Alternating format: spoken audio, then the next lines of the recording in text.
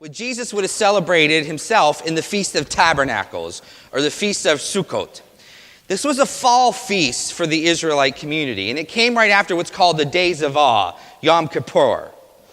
Right afterwards, they would have had an 8-day feast, the Feast of Tabernacles. What did they do in it? First thing they would have done was made a little hut where they would have cut palms down and would have placed them all over this little temporary shelter. If you notice in the fall, our Jewish and brothers and sisters across the street, Temple Beth Shalom, do that. So if you look on the left side of the synagogue, you'll see kind of a lattice work, and there'll be kind of leafy branches and things on top of it. Why? This was to remind them of their 40-year journey in the wilderness. It was remembering their redemption. They were set free from bondage in Egypt. The Lord led them by a pillar of cloud and a pillar of fire by night right across the Red Sea to the Promised Land. It took them 40 years to get there, but to the Promised Land. During that 40 years, they were living in tents, and they remembered how God provided for them. And so they would live in little dwellings for those days of the feast. They also remembered God living with them. So God commanded in Exodus that the tabernacle be built, or the tent of meeting. So there was a tent where God actually physically dwelt with the community. And when they would move, they would dismantle the tabernacle and set it back up again, and the Spirit of God would dwell with them. God dwelled with them. God tabernacled with them. The third really cool part of the Feast of Tabernacles was that it was a messianic feast. When you read Zechariah 14:16, the only feast that will remain once the Messiah comes is the Feast of Tabernacles. All of Israel would gather together, and God would be with them. The Messiah would be with them. There were some really neat liturgical things that they used to do.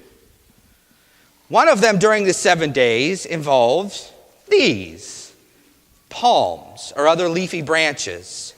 There would have been a procession of the priests. They would have come into the temple waving palm branches, and they would begin to circle the altar area 7 times.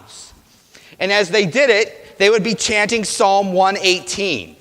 Psalm 118 says, "Save us, O Lord," or in Hebrew, Hosheana. Hosanna. Hosanna. Hosanna means save us. Hosanna means save us.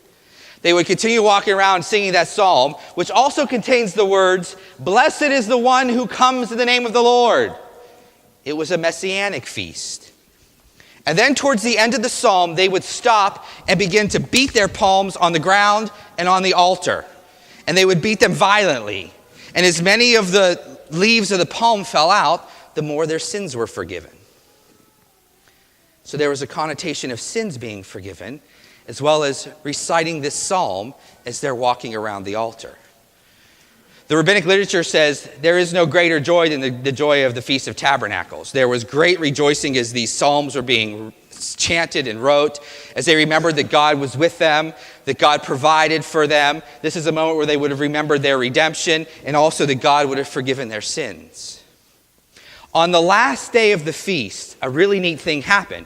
They would do the procession again. But before the procession, there would have been a procession out of the temple with the palms. The high priest would have been the one at the end, and they would go to the pool of Siloam. Once they got to the pool of Siloam, he would take a large pitcher, and he would collect water from the pool of Siloam, and then he would also have a pitcher of wine. It was called the water libation.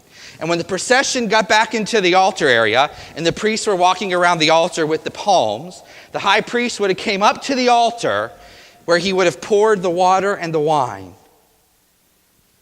There is some rabbinical evidence that said during the time of Jesus, a pipe was put in the altar area, so the water would go down that and would actually come outside of the temple. It would be a moment of great joy. So with all that in mind, let's go to Palm Sunday and the liturgy that you just participated in, that we began in the frozen tundra of Columbus. You took in your hands palms, just like people did 2,000 years ago. The city was buzzing at this time. We're 5 days away from Passover, as we've been talking about in several homilies. Joseph one of the early historians of Josephus, the Jewish historian of the early days, said there was close to 1 million to possibly 2 million pilgrims in the city at this point. They were buzzing.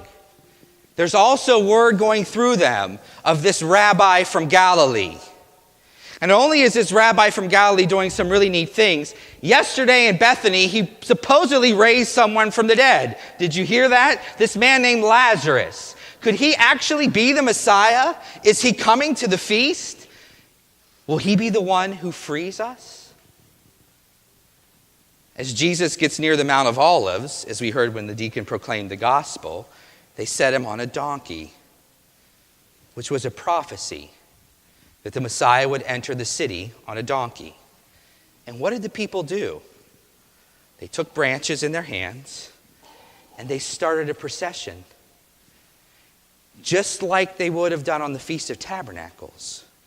And they began waving their palms, singing the psalm they would have sung on the Feast of Tabernacles.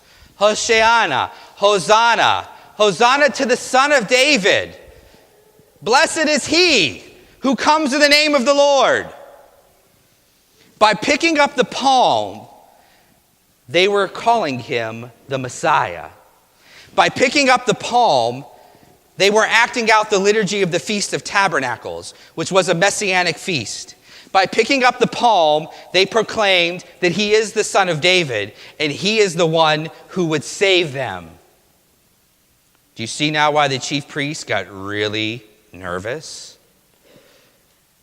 Because the people are acting out the Feast of Tabernacles, which was the Messianic feast. What about that water libation that ends the feast? Jesus fulfills that 5 days later, when Jesus, our high priest, climbs the altar of the cross.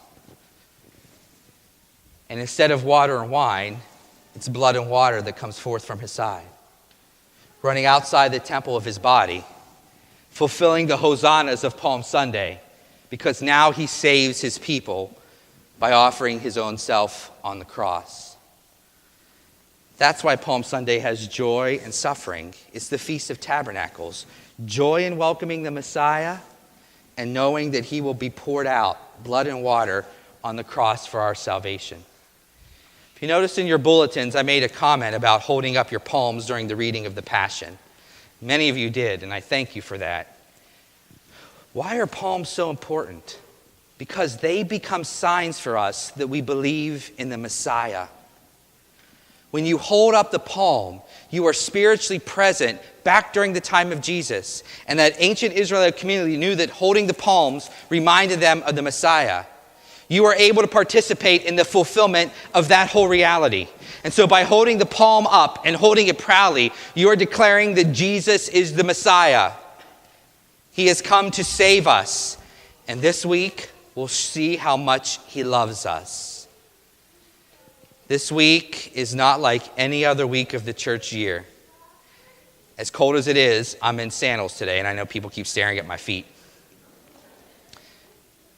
One of my favorite liturgists of the early century is Pius Parsh. And he made a comment that Holy Week is like encountering the burning bush. Holy Week is coming to see Jesus face to face with who he is. And just as Moses took off his shoes because this land is holy, so when we as Christians enter Holy Week, this week is holy. Because in this week we will see Jesus for who he is, our Messiah, who's come to save us, who will lay down his life in 5 short days on the wood of the cross so that you would never have to know abandonment from God, that you would always be with him forever, and that death would no longer be the end, but merely a change of address. So when you leave with your palms today, put it in a place of honor. Some people put it on behind a cross or behind an image, because in this, you are declaring Christ is the Messiah.